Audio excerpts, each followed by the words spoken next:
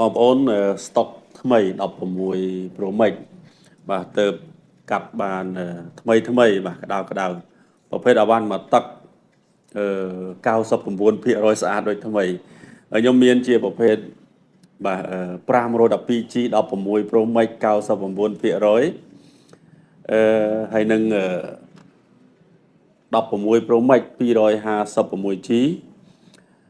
មានប្រអប់ហើយមានខ្សែស៊ីន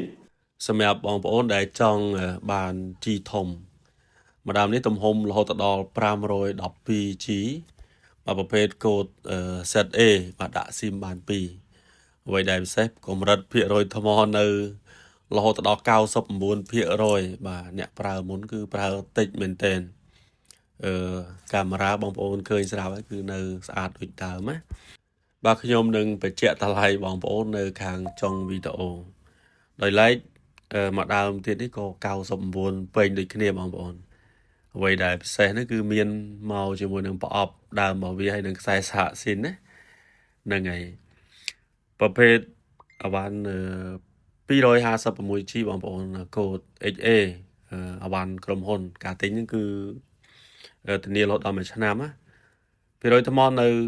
95% បាទបាននេះបងប្អូនទិញទៅក្នុងតម្លៃ900ជាងយើងធានាលើម៉ាស៊ីនឲ្យរហូតដល់1ខែពេញណា